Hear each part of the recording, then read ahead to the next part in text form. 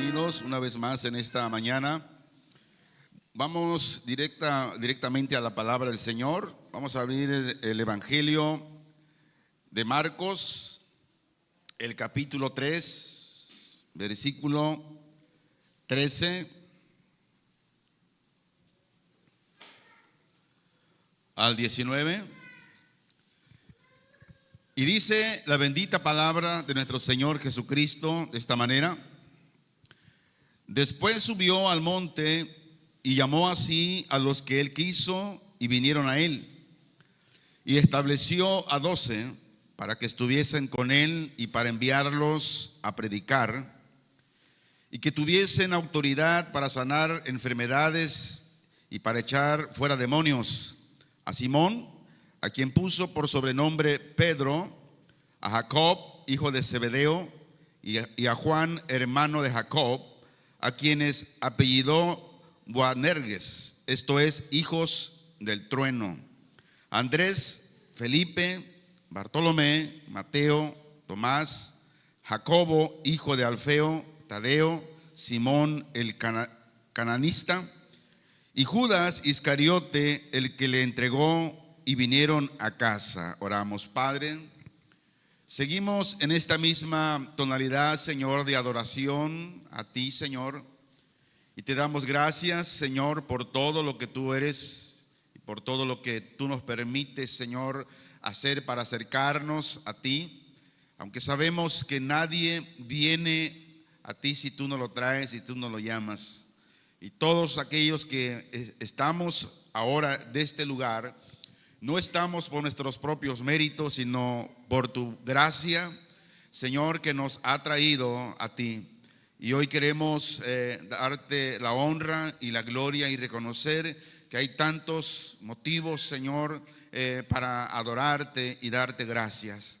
Yo ruego, Espíritu Santo, que tomes el control de nuestras vidas hoy en esta mañana, y asimismo, Señor, nos ministre a través de la palabra, y que el Espíritu Santo esté llevando la palabra del oído al corazón, Señor, y asimismo podamos guardarla, vivirla un día a la vez. Te lo rogamos, Señor, en el nombre de Jesús. Amén. Bueno, cada vez que Dios nos permite el podernos reunirnos como parte de la iglesia en toda la tierra, Dios tiene un propósito, y cada día que amanecemos con la vida, Dios tiene un propósito. Y si Dios hoy nos ha traído a este lugar, el propósito es de animarnos a ser un discípulo de Cristo. Nuestro hermano David estuvo predicando miércoles anteriores, ¿verdad? Casi lo mismo, ¿verdad? Pero vamos ampliando, ¿verdad?, cada situación de lo que es ser un verdadero discípulo de Cristo. Y el tema de hoy en esta mañana le puse por nombre el desafío de ser discípulo. El desafío. ¿Por qué? Porque de acuerdo a la Biblia dice que cuando Jesús anduvo predicando en los 3 años y medio aquí en la tierra, dice que una gran multitud le empezó a seguir. Una gran multitud. Y cuando hablamos de una gran multitud, estamos hablando de 20,000 para arriba, sin contar, como dice ahí cuando multiplicó los peces y los panes, sin contar mujeres y niños.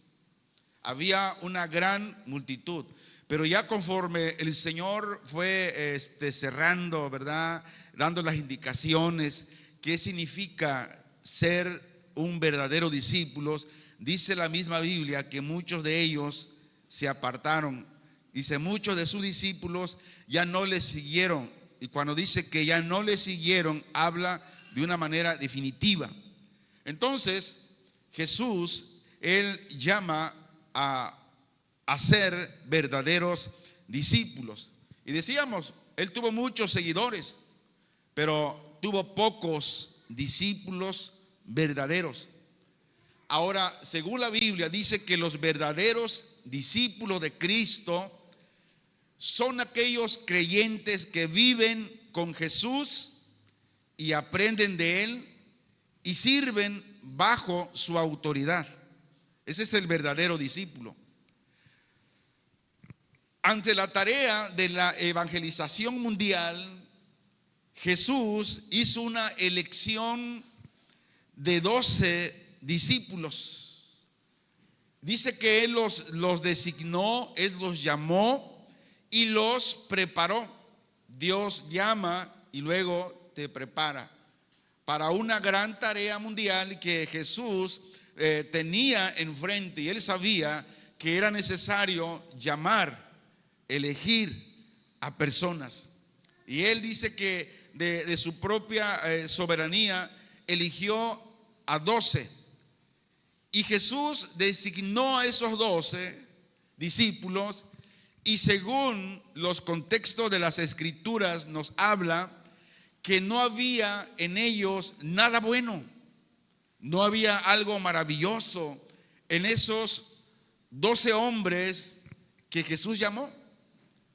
Pero la pregunta aquí, ¿qué fue aquello que le hizo grande a estos 12 discípulos? Que eran hombres sin letras, eran del vulgo, eran pescadores, eran hombres léperos. Pero ¿qué fue lo que le hicieron grande a esos 12 discípulos? Fue su relación con Jesús, fue su comunión con Jesús, es andar con Jesús. Por eso la Biblia es muy clara. Dice el Señor que para ser grande necesitamos primeramente ser servidores. Jesús, siendo maestro, Él enseñó a sus discípulos que era necesario servir primeramente a los demás. Y los discípulos aprendieron de Jesús que el verdadero discipulado cristiano se refiere precisamente a esto, a tener esa relación, esa comunión con Jesús, el Maestro, y aprender de Él y ser como Él. Además, dice que eran hombres jóvenes. Esto nos dice que el cristianismo comenzó con un movimiento juvenil. Vamos a ver esto nunca se ha hablado, de cómo inició el evangelismo mundial. Según la historia, dice que el grupo original de discípulos, todos ellos eran jóvenes. Esto nos dice que el cristianismo entró en el mundo como un movimiento juvenil.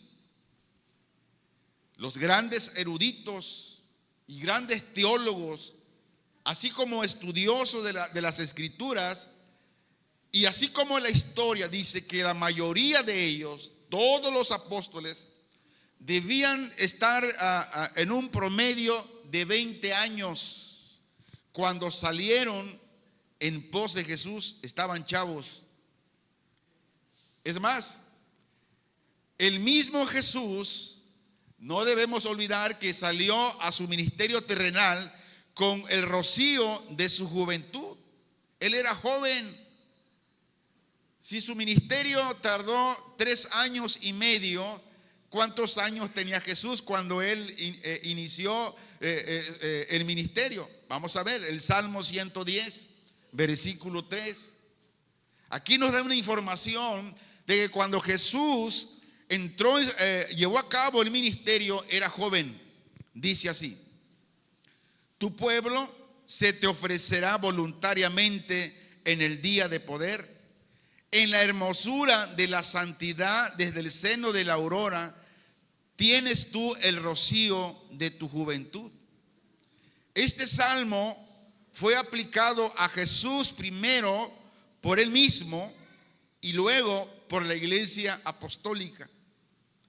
Ahora, cuando estudiamos la historia de los primeros 12 discípulos, lo que estamos estudiando es una aventura de ciertos hombres jóvenes que los miramos siguiendo a su guía a algo desconocido. Ellos realmente no sabían quién era Jesús cuando Jesús los llamó. Ellos no sabían. Ellos no sabían realmente a qué destino serían llevados. Mas sin embargo, ellos comenzaron a seguir a su guía desconocido. No sabían con cierta claridad quién era ni a dónde los iba a llevar. Pero algo muy especial estaba sucediendo. Eran atraídos de una manera que podemos decir cuando un imán, usted pasa un imán ahí y hay ciertos fierros, los atrae.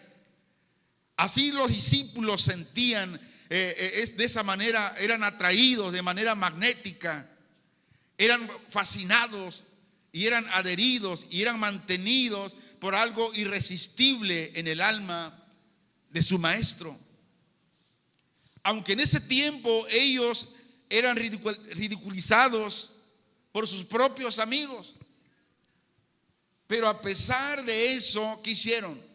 Se aferraron a Jesús, quien los llamó. Y cuenta que la gloriosa campaña de los apóstoles vale la pena recordarla, contemplarla. ¿Por qué? Porque también nosotros podemos quedar contagiados de su espíritu y emprender el camino en pos de Jesús. El verdadero discípulo tiene esas huellas de su maestro. Y este es el reto que hoy tenemos, el reto de ser discípulos de Cristo. Y ser discípulo de Cristo, según las Escrituras, dice que es un privilegio para aquellos que aman la voluntad de Dios. ¿Cuántos aman la voluntad de Dios? Es un privilegio servir a Cristo. Por eso cuando escuchamos a alguien renegar de Dios, es porque tal vez no está convertido. Pero un verdadero discípulo dice que para él es un privilegio ser parte del cuerpo del Señor porque ama la voluntad del Señor.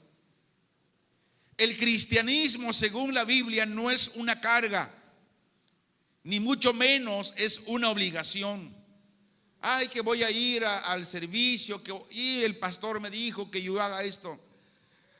Si cuando Dios le habla que haga algo y usted reniega, debe tener mucho cuidado. El cristianismo es un privilegio.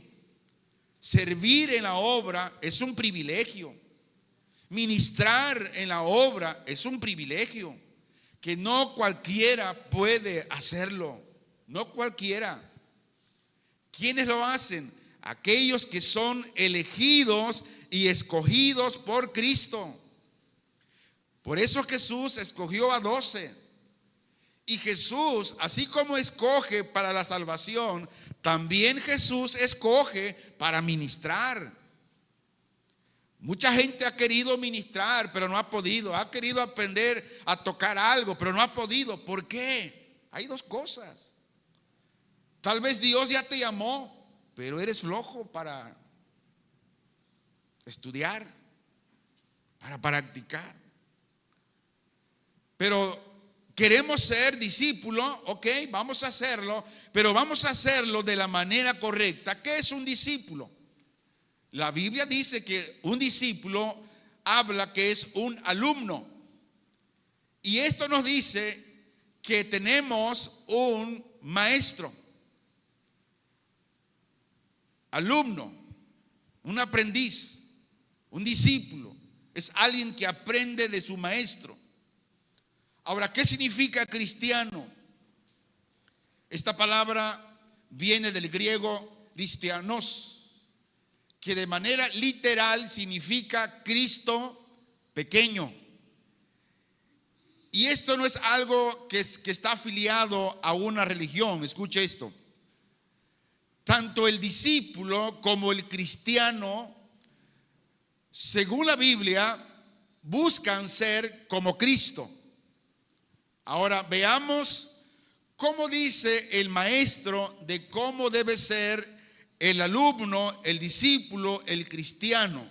Lucas capítulo 6, versículo 40. Se lee así: el discípulo no es superior a su maestro, mas todo el que fuere perfeccionado será como su maestro. ¿Cómo debe ser el discípulo? Como su maestro. Muy bien. Ahora, la palabra cristiano en sus orígenes era un término despectivo, ofensivo, despreciativo. Era una burla y un apodo asignado no solo a los 12 que los seguían de cerca, sino a cualquiera que quisiera sus enseñanzas. Por ejemplo, los apodos.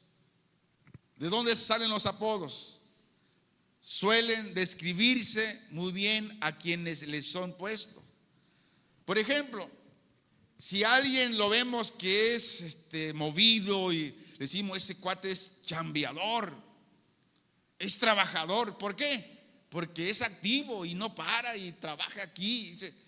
Y le decimos chambeador. Bueno, ahora seremos dignos del apodo de pequeño Cristo. O sea, podemos ser dignos de que nos digan, mira, ahí vienen unos pequeños Cristos. Hoy las burlas contra algunos creyentes que no son discípulos suelen ser por otras razones. Por estos dicen que son como Cristo, pero en realidad no lo son. Ser discípulos, ser alumnos, cuando seguimos a un maestro, vamos a aprender lo que el maestro nos enseña. Y cuando aprendimos lo que el maestro nos enseña, ¿qué hacemos? Lo damos también a otros. Ahora, la pregunta muy importante: ¿eligió usted ser cristiano o lo eligieron? ¿Usted quiso ser cristiano o alguien lo eligió? Nos eligieron. Dice la palabra de Dios: no me elegiste tú a mí, sino yo os elegí a vosotros. Hermanos, por eso, mire, debemos honrar al Señor, porque Él nos eligió. ¿Qué de bueno tenemos? Nada. Somos tan pecadores que no merecemos la gracia de Dios. Pero más sin embargo, Él, en su gran bondad, amor, nos eligió para ser esos cristianos, para ser esos discípulos, para ser esos pequeños Cristos. No quiero que vaya a pensar y diga, yo soy un Cristo pequeño y yo tengo el poder. No, nada que ver eso. Más adelante, si Dios nos permite, vamos a dar un tema muy amplio sobre esto, porque incluso el salmo que leyó el pastor hoy al inicio dice de que somos pequeños dioses. Y hoy muchos lugares están enseñando que nosotros somos dioses. Pero ¿a qué se refiere eso? Vamos a explicar más adelante. Es una enseñanza muy hermosa. ¿Por qué les dicen que en el Salmo habla que somos dioses? ¿A quién se está refiriendo? Pero para no salirnos del tema, seguimos. Si usted es un cristiano, no lo es porque usted eligió serlo. Yo he escuchado a muchos decir como, es que yo escogí a Cristo, pero no es así. Jesucristo es quien se decidió por cada uno de nosotros. Algunos los trajo del alcohol, a otros del vicio de la droga, a otros de tantas cosas. Jesús nos trajo de ahí. Dice Juan 15:16: no me elegisteis vosotros a mí, sino que yo os elegí a vosotros, y os he puesto para que vayáis y llevéis fruto, y vuestro fruto permanezca, para que todo lo que pidiereis al Padre en mi nombre, Él os lo dé. Entonces, el ser discípulos de Cristo lo es porque Él nos escogió, porque Él en su bondad nos trajo. Es algo común que presentamos a Jesús equivocadamente cuando decimos: ¿quiere usted aceptar a Cristo en tu corazón? Cuando lo hacemos así, es como si estuviéramos vendiendo algo, ¿no? Como cuando tocan a la puerta y señora, ¿no compra usted colchones? Señora, ¿usted no compra esto? Señora, o como decían allá en mi tierra los mixtecos, ¿no cambia tortilla por ruda? Porque no soltaban dinero, ahí iba puro trueque. Y es un error cuando decimos: ¿quieres aceptar en tu corazón a Cristo? Como que estamos ofreciendo algo o vendiendo algo. Mire, el precio de aceptar a Jesús es darle la vida, y no se debe pagar en abonos chiquitos.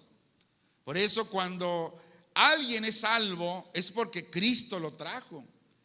Y en nuestro vocabulario lo único que debe haber es estar el mensaje, dar el mensaje de salvación a las personas, a las almas. Y luego el Espíritu Santo, que es el ministerio en el cual está para convencer de todo pecado al pecador. Y cuando la voluntad y la gracia de Dios ha puesto su mirada en aquel pecador, lo trae. Pero nosotros, nuestro trabajo es llevar el mensaje de salvación. Entonces, ¿qué debes hacer usted para que Cristo lo traiga? Nada. Dice que la salvación es por gracia y es un regalo de Dios. Ahora, y cuando Cristo ya me trajo y ya me tiene en su cuerpo, ahora ¿qué me pide Él de mí? Me pide todo mi ser, espíritu, alma y cuerpo.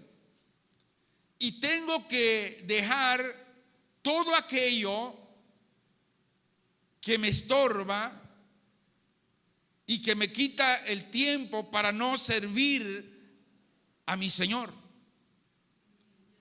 Por ejemplo, cuando Dios te trae a su cuerpo, a su iglesia, dice: deja todo. Hay ejemplos de cuando aquel joven rico le dijo: Señor, ¿qué hago para tener la vida eterna? El Señor le dio la respuesta, las indicaciones. No quiso. Pero usted y yo, ¿qué tenemos? Usted joven, ¿qué es lo que tiene? Tal vez tu noviazgo te está causando problemas, te quieres sacar de tu relación con Dios, te quita el tiempo, tu trabajo, que demasiadas horas extras, no sé, entras muy temprano y sales ya noche y de pobre no sales. Tienes que no dejar tu trabajo, no, sino medir tu tiempo de trabajar y tu tiempo para honrar y servir al Señor. Tienes que trabajar con tu carácter, no dejar tu carácter, porque el carácter que tienes es el carácter que Dios te dio. Pero ahora tienes que moldear ese carácter conforme la palabra de Dios. Tu matrimonio, como aquel testimonio que les comenté de un miembro de una congregación, de un amigo pastor que nos decía que se estaba despidiendo de la congregación y le dijo: y hermano, ¿a qué iglesia te vas? Dice: no, a ninguna. ¿Cómo? ¿Y por qué te vas? Dices: que mi esposa me la sentenció, que si yo seguía viniendo a la iglesia ella me iba a dejar, dice. Y como la amo mucho, dice, pues mejor me voy de la iglesia. Tus hijos, cuando a veces los hijos los apachamos tanto y le tenemos que excedemos Eso también no es bueno. Todo esto, todo, tenemos que dejar y ver el tiempo. Debemos dar tiempo a nuestro matrimonio. Debemos dar tiempo a nuestro trabajo, tiempo a nuestros hijos, tiempo al servicio en la obra del Señor. ¿Qué dice la Biblia? Para todo, ¿qué? Hay ¿qué? Tiempo. Pero a veces lo que menos tiempo es para servir a Dios. Para eso no hay tiempo. Hay tiempo para ir al cine, hay tiempo para ver una serie de películas en Netflix que ya no se las recomiendo porque está muy caro, 300 pesos la mensualidad. Eso es del diablo. Digo, no, vámonos. No. 300 pesos la mensualidad. ¿Y qué es lo que uno ve ahí? Pura porquería, hermanos. De veras. Pero no hay tiempo para servir al Señor. Hay tiempo para otras cosas. Pero servir al Señor no hay tiempo.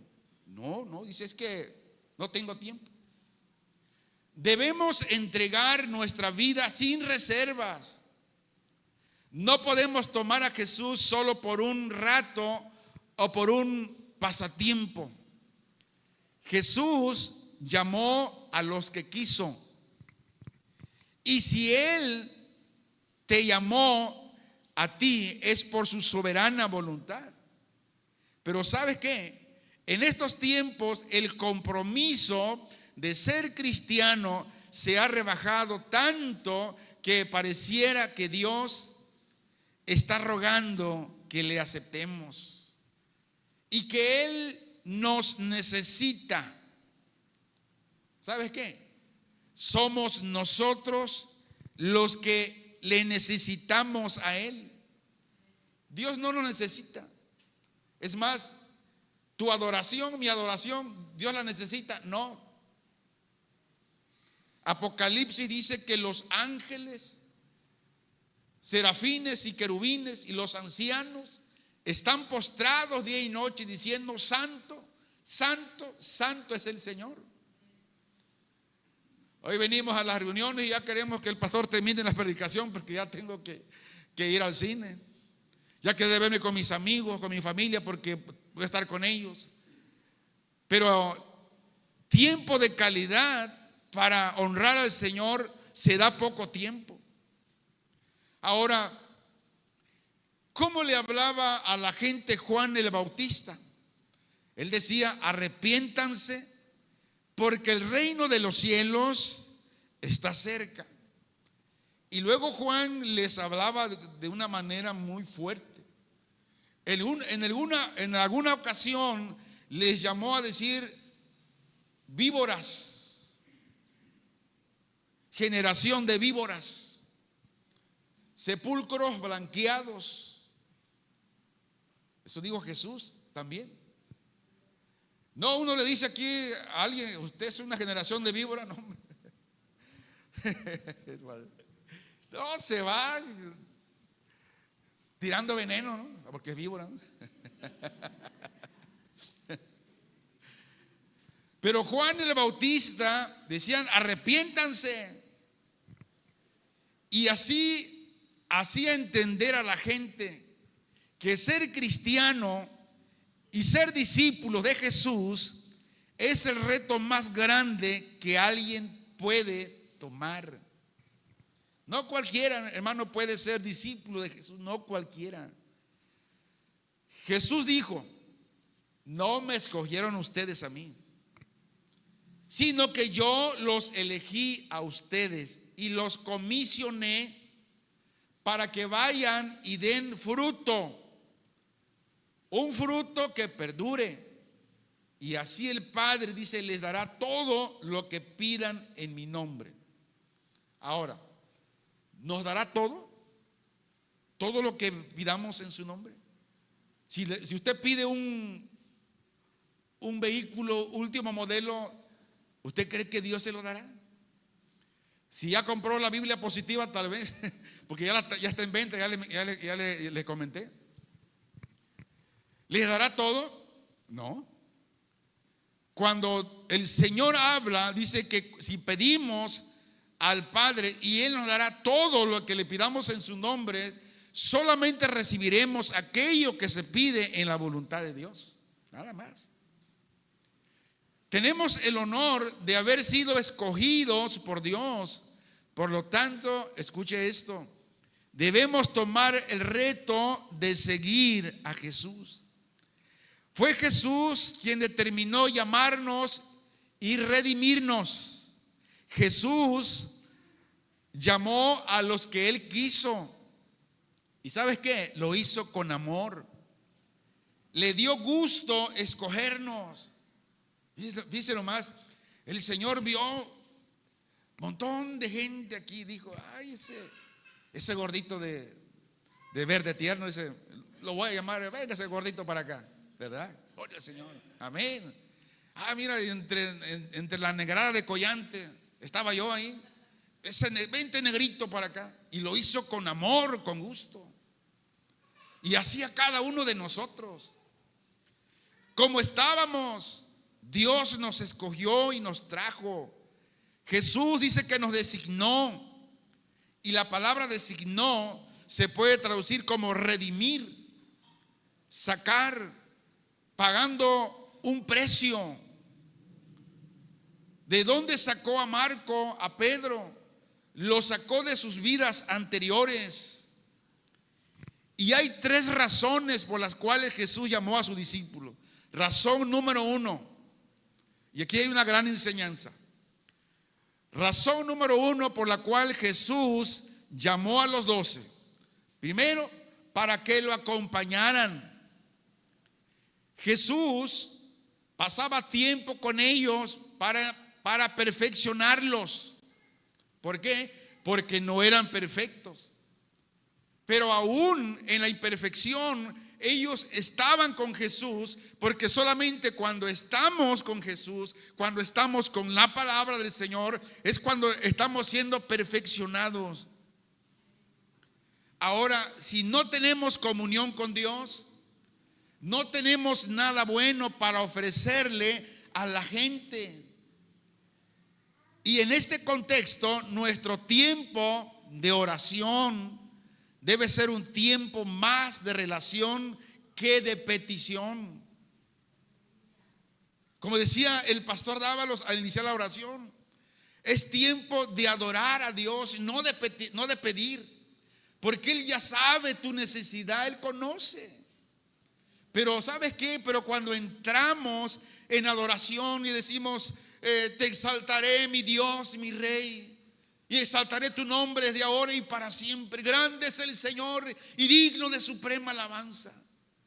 Bendice, alma mía, Jehová, y no olvides ninguno de tus beneficios, porque Él es el que perdona todas tus iniquidades, el que sana todas tus dolencias, el que rescata del hoyo tu vida, de modo que te rejuvenezcas.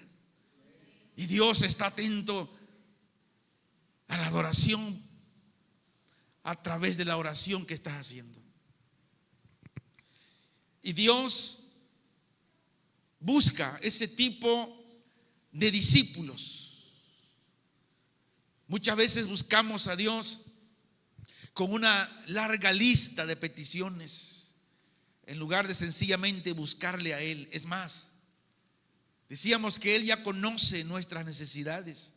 Por lo tanto, debemos ver qué es lo que Él nos pide. Juan 15:15.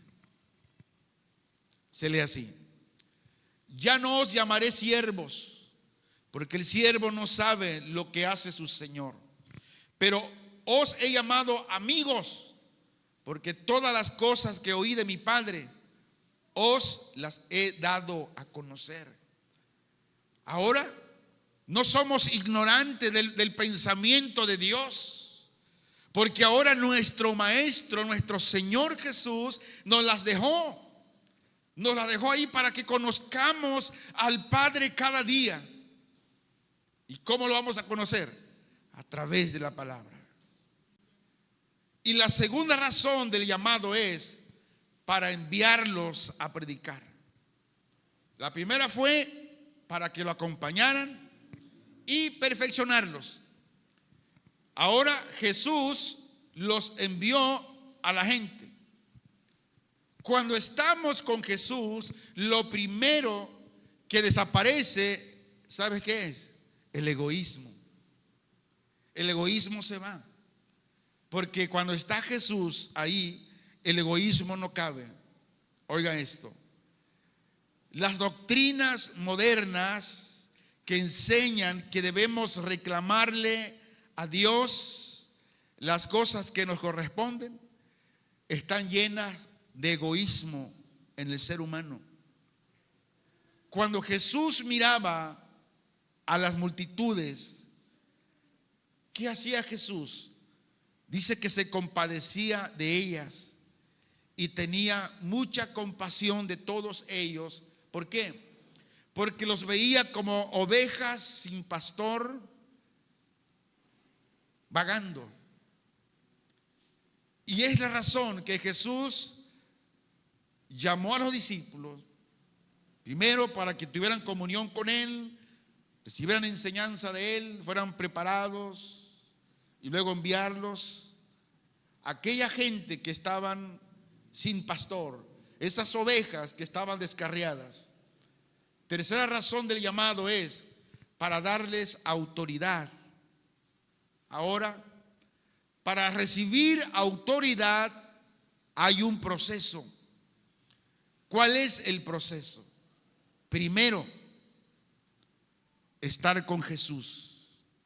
Él dijo: separado de mí, nada podéis hacer. Y una vez que estamos relacionados con Jesús, caminamos con Él, hablamos con Él, luego tener compasión. Primero, relación con Jesús y luego compasión.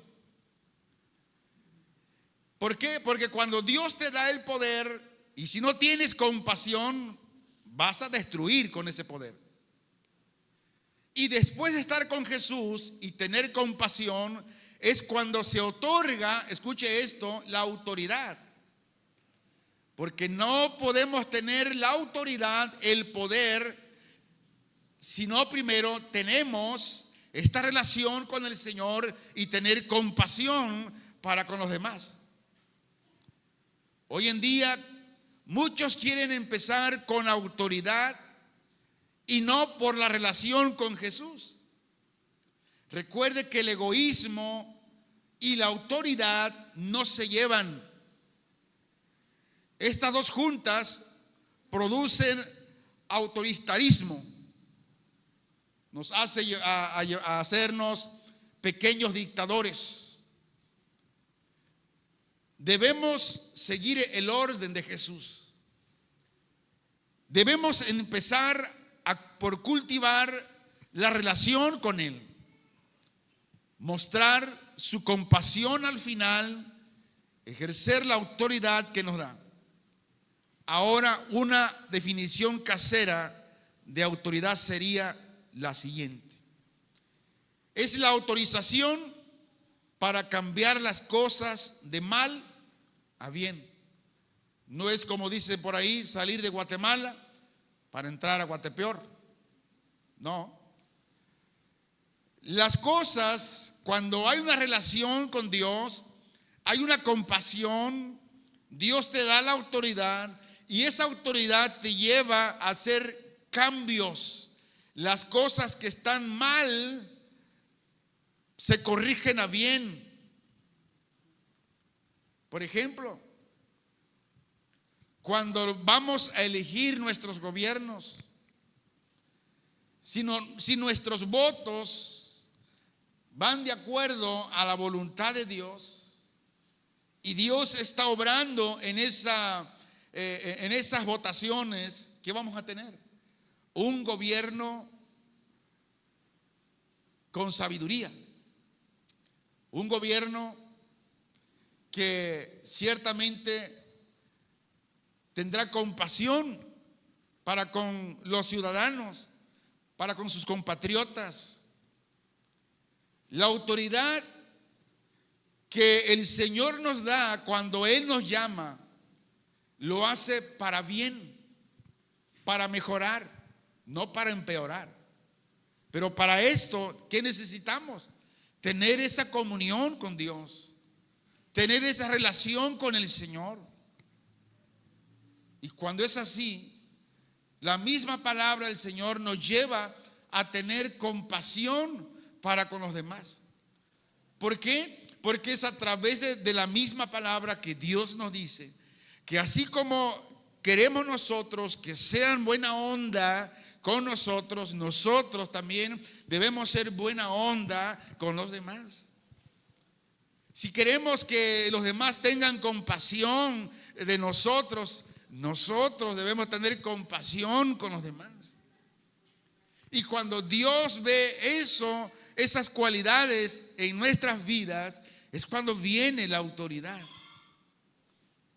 Una vez, escuchando a John Maxwell, un pastor conferencista, decía: ¿quiere usted conocer el carácter de alguien? Otórguele poder.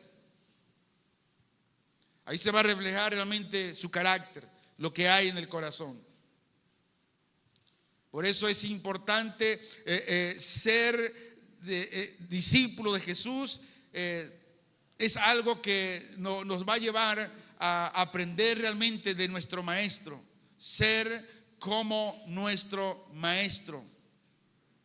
Y la autoridad de nuestro primero se demuestra en uno mismo, la autoridad. ¿Cómo? Ejerciendo el dominio propio y no el demonio propio. Ahí está la autoridad. Primero, la autoridad se me aplica a mí mismo. La autoridad, donde yo tengo que sujetarme a la palabra de Dios. Y la palabra de Dios me dice que puso maestros en mi vida. ¿Para qué? Para que me perfeccionen a través de la palabra que recibo de ellos, que viene de las Escrituras. Y yo tengo que someterme primero a esa autoridad, ejerciendo el dominio propio y no el demonio propio. La autoridad es precedida por la responsabilidad. En otras palabras, si alguien es responsable, tiene autoridad. Pero si alguien es irresponsable, no puede tener autoridad. Haciendo una recopilación de esto, el desafío de ser discípulo, el orden es el siguiente. Número 1, empezar por la relación con Dios. Voy a la palabra todos los días. Platico con Dios todos los días. Hablo con mi Señor. Así como tengo mi tiempo para mi trabajo, para mi negocio, para mi familia, para mi matrimonio, para mis hijos, para nuestros nietos, tengo tiempo para Dios. Y mi primer tiempo es Dios. Dice que amanezco con la vida, me pellizco hoy, sí tengo vida. Tengo que adorar al Señor, tengo que hablar con Él. Como decía el pastor Dávalos el día miércoles, de aquí se ve todo. Aunque te escondas, yo te veo. Y yo veo a veces lo que haces y yo digo: Señor, no, deténme, no, dime tú cuándo lo abordo. Pero decía el pastor Dávalos, pero cuando lo abordo es porque voy con la espada desenvainada. ¿Por qué? Porque Dios ya dijo: dile esto y dile el otro. Y eso se lleva a cabo cuando tú tienes una relación personal con Dios todos los días. Dios te dice, Dios te habla. ¿A cuánto Dios les ha hablado aquí? Amén. Dios nos habla. Es más, Dios nos está hablando una vez más por la palabra de Dios. Él nos habla, hermano. Yo eso no entiendo cuando dice alguien: es que Dios no me ha hablado. ¿Cómo? Pues, quiere decir que no has leído la palabra de Dios. No, Dios todos los días nos habla. Él está ahí hablándonos, diciéndonos esto y lo otro. Número 2, obtener la autoridad. Vamos a ver, Hebreos. Bendito es el Señor. Bendita es la palabra de nuestro Padre. Hebreos capítulo 12. Gloria a Dios. Dice así la bendita palabra del Señor. Dice, por lo tanto, vamos a ver del versículo 1. Por lo tanto, nosotros también, teniendo en derredor nuestro tan grande nube de testigos, despojémonos de todo peso y del pecado que nos asedia, y corramos con paciencia la carrera que tenemos por delante, puesto los ojos en Jesús, el autor y consumador de la fe, el cual por el gozo puesto delante de él sufrió la cruz, menospreciando el oprobio, y se sentó a la diestra del trono de Dios. Considerando a aquel que sufrió tal contradicción de pecadores contra sí mismo, para que vuestro ánimo no se canse hasta desmayar, porque aún no habéis resistido hasta la sangre, combatiendo contra el pueblo, y habéis ya olvidado la exhortación que como a hijos se os dirige, diciendo, hijo mío, no menospreciéis la disciplina del Señor, ni desmayéis cuando eres reprendido por él, porque el Señor al que ama disciplina y azota todo el que recibe por hijo. Si soportáis la disciplina, Dios os trata como a hijo, porque ¿qué hijo es aquel a quien el Padre no disciplina? Versículo 8. Pero si se os deja sin disciplina, de la cual todos han sido participantes, entonces sois bastardos y no hijos.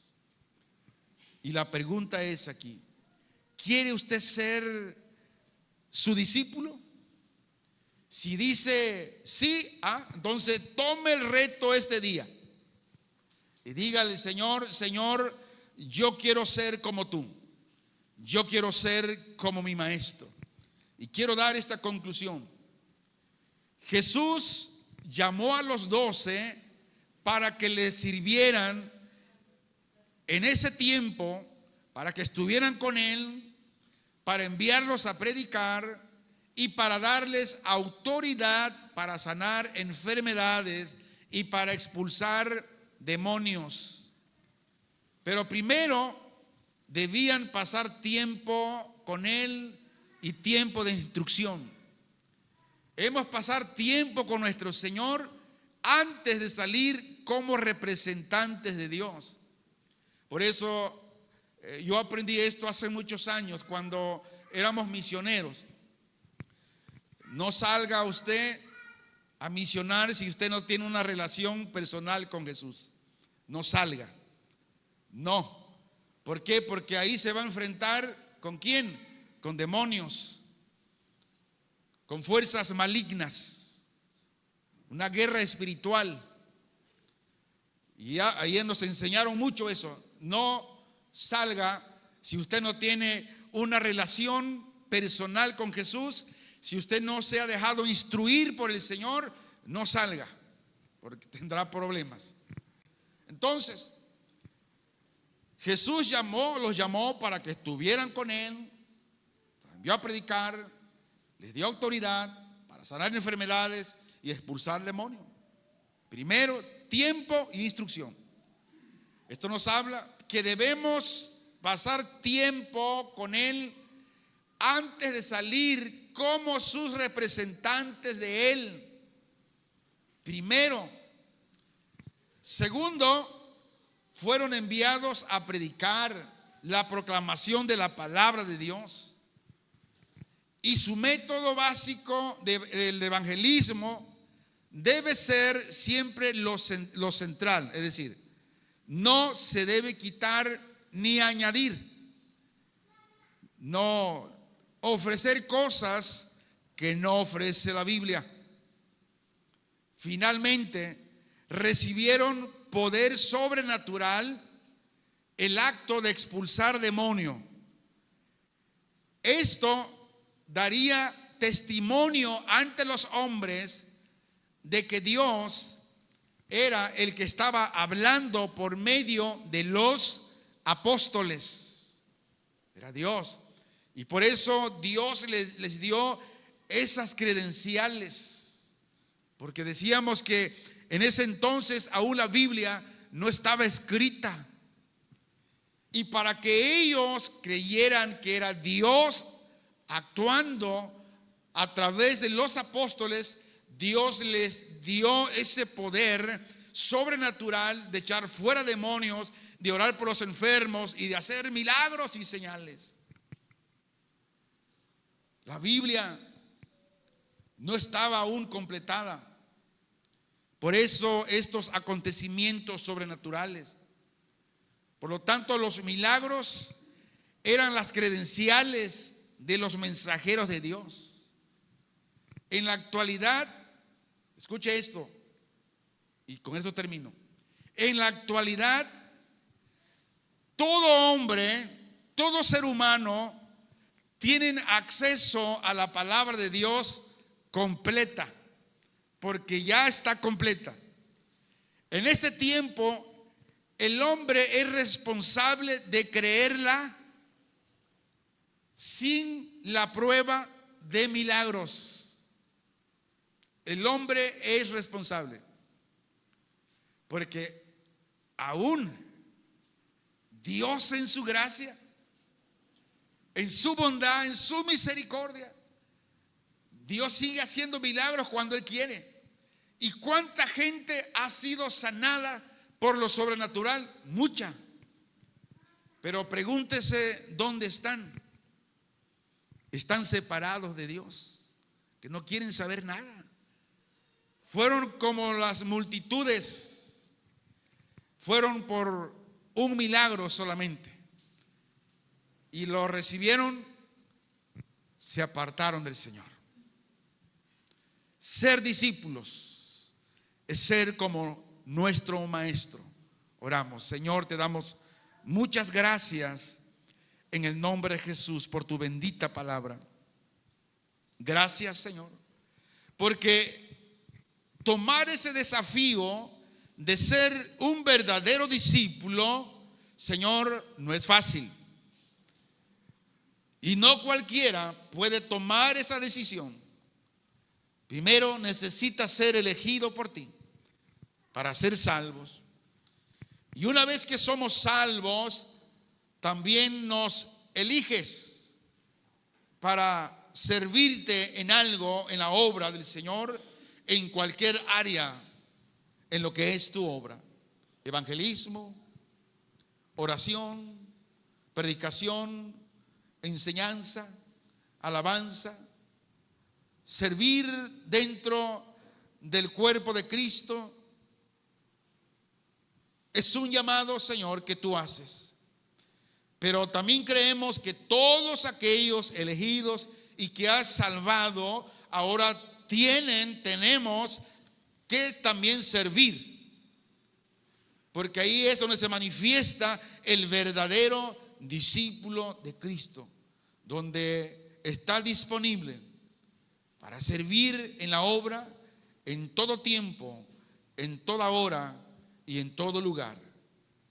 Te bendecimos, Señor, y te exaltamos a ti, porque tú eres Dios santo, el Dios verdadero, el gran yo soy. Y a ti sea la honra, Señor, a ti sea la gloria por los siglos de los siglos. Amén.